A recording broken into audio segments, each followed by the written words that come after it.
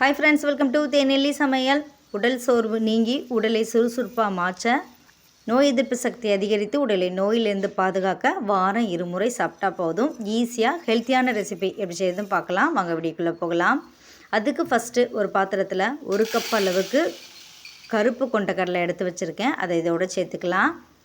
இது கூடவே ஒரு 3/4 கப் அளவுக்கு உளுந்து சேர்த்துக்கோங்க. கருப்பு உளுந்து, வெள்ளை உளுந்து எதுனாலும் சேர்த்துக்கோங்க. கூடவே ஒரு 3/4 கப் அளவுக்கு ஜவ்வரிசி எடுத்து வச்சுருக்கேன். அதையும் இதோடு சேர்த்துக்கலாம். ஜவ்வரிசிக்கு பதிலாக இட்லி அரிசி கூட சேர்த்துக்கலாம். இப்போ இதை ஒரு 2-3 தடவை நல்லா அலசிட்டு தேவையான அளவு தண்ணி ஊற்றி இது கூடவே கொஞ்சமாக வெந்தயம் சேர்த்து குறைஞ்சது ஒரு 5 to 6 மணி நேரம் போல் ஊற வச்சு எடுத்துக்கோங்க. நான் ஒரு 6 மணி நேரம் போல் ஊற வச்சு எடுத்திருக்கேன். நல்லா இது போல் ஊறி வந்திருக்கணும். இப்போ நம்ம ஊற வச்ச கடலை எடுத்து சின்னதாக ஒரு அழுத்தம் கொடுத்து பார்க்கும்போது தோல் தனியாக கடலை தனியாக வரணும். அது வரைக்கும் ஊற வச்சு எடுத்துக்கோங்க. அப்போ தான் நல்லா ஊறி வரும், அரைக்கிறதுக்கும் ஈஸியாக இருக்கும்.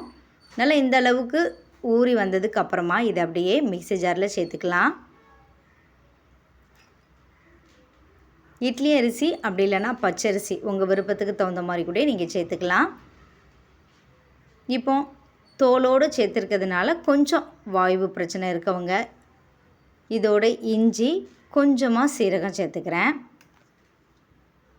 கொஞ்சமாக தண்ணி ஊற்றி நல்லா இந்த பதத்துக்கு அரைச்சி எடுத்துக்கோங்க.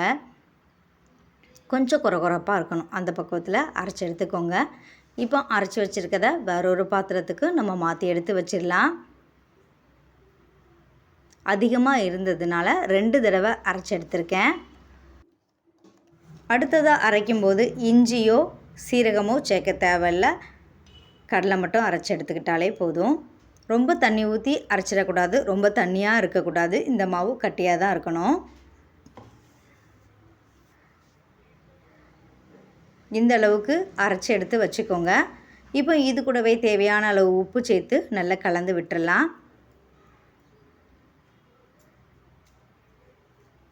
இது புளிக்க வச்சு செய்யும்போது டேஸ்ட்டு நல்லாயிருக்கும். அதனால் புளிக்க வச்சு செஞ்சுக்கலாம். உப்பு சேர்த்து நல்லா கலந்து விட்டுட்டு குறைஞ்சது ஒரு 5 மணி நேரம் புளிக்க வச்சு எடுத்துக்கோங்க. உளுந்து சேர்த்துருக்கிறதுனால மாவு கொஞ்சம் பொங்கி வரும். அந்த ஸ்டேஜ் வரைக்கும் நம்ம மூடி புளிக்க வச்சு எடுத்துக்கலாம். நான் இதை அப்படியே ஒரு 5 மணி நேரம் புளிக்க வச்சு எடுத்திருக்கேன். லைட்டாக பொங்கி இந்தளவுக்கு சாஃப்டாக வரும். மாவு எடுக்கும்போதே நல்லா சாஃப்டாக இருக்கும். அது மாதிரி பார்த்து எடுத்துக்கோங்க. கரண்டியில் எடுக்கும்போதே எடுக்கிறதுக்கு ரொம்ப லேசாக லகுவாக இருக்கும். அப்படி இருந்துச்சுனாலே அதில் செய்கிற எல்லாமே நல்ல டேஸ்ட்டாக இருக்கும். லைட்டாக கலந்து விட்டுக்கோங்க. இந்த மாதிரி பபுள்ஸாக இருக்கும். இந்த அளவுக்கு மாவு புளிச்சு பொங்கி வந்திருக்கணும். ரொம்ப புளிச்சிடக்கூடாது. லைட்டாக பொங்கி வந்தோடனே நம்ம விருப்பத்துக்கு தகுந்த மாதிரி இதில் தோசையோ இல்லை அடையாக கூட சுட்டு எடுத்து சாப்பிட்லாம். மாவு அப்படியே இருக்கட்டும். இதுக்கு ஒரு சின்னதாக சட்னி ரெடி பண்ணுறதுக்கு ஒரு மிக்ஸி ஜாரில் ஒரு 2 சில் போல் தேங்காய் எடுத்து கட் பண்ணி வச்சுருக்கேன். அதை இதோடு சேர்த்துக்கலாம். காரத்துக்கு 2 பச்சை மிளகாய், 2 காஞ்ச மிளகாய், இது கூடவே ஒரு 4-5 போல் பூண்டு, ஒரு 5-6 சின்ன வெங்காயம் எடுத்து வச்சுருக்கேன். அதையும் இதோடு சேர்த்துக்கலாம். கூடவே ஒரு குத்தளவுக்கு வேர்க்கடலை எடுத்து நல்லா வறுத்துட்டு தோலெல்லாம் நீக்கி வச்சுருக்கேன். அதை இதோடு சேர்த்துக்கலாம். இது கூடவே ஒரு கொஞ்சம் அதே அளவுக்கு பொட்டுக்கடலை, வேர்க்கடலை மட்டும் சேர்க்குறதா இருந்தாலும் சேர்க்கலாம், பொட்டுக்கடலை மட்டும் சேர்க்குறதா இருந்தாலும் சேர்த்துக்கலாம். நான் 2மே சேர்த்துருக்கேன்.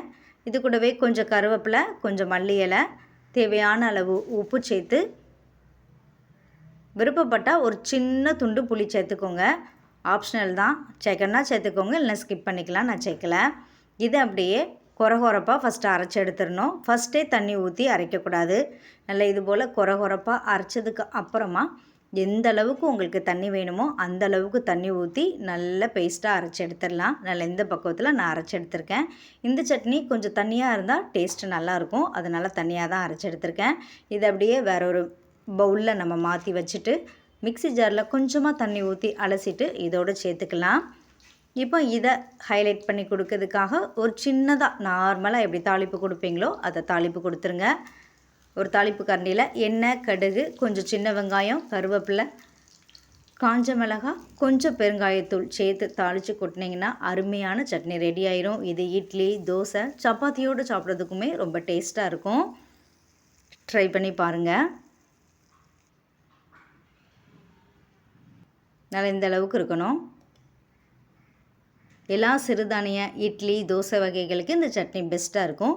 இப்போ ஸ்டவ் ஆன் பண்ணி தோசைக்கல் அடுப்பில் வச்சுட்டு கல் நல்லா காஞ்சதுக்கப்புறமா ஒரு கரண்டி மாவு எடுத்து நார்மலாக தோசை சுடுற மாதிரி சுட்டு எடுத்துக்கலாம். ஆனால் நார்மலாக தோசை சுடுற டைமை விட இது கொஞ்சம் டைம் எடுக்கும். சுகர் பிபி இருக்கிறவங்களுக்கு இது ரொம்பவே யூஸ்ஃபுல்லாக இருக்கும். இப்போ இதுக்கு மேலே கொஞ்சம் நெய் இல்லைனா எண்ணெய் உங்களுக்கு எது விருப்பமோ அதை சேர்த்துக்கோங்க. லைட்டாக தோசை கலர் மாதிரி வரும். அந்த மாதிரி வந்ததுக்கு அப்புறமா நம்ம திருப்பி போட்டுக்கலாம். ஓரங்களில் லைட்டாக சுற்றி விட்டுட்டு அதுக்கப்புறமா திருப்பி போட்டுருங்க. எப்போவும் ஒரே மாதிரி இட்லி தோசைன்னு செய்யாமல் இது போல் புரோட்டீன் அதிகம் நிறைஞ்ச கொண்டக்கடலை வச்சு சிம்பிளாக செஞ்சு கொடுங்க. பிள்ளைங்க பெரியவங்க எல்லாருமே நல்லா விரும்பி சாப்பிடுவாங்க.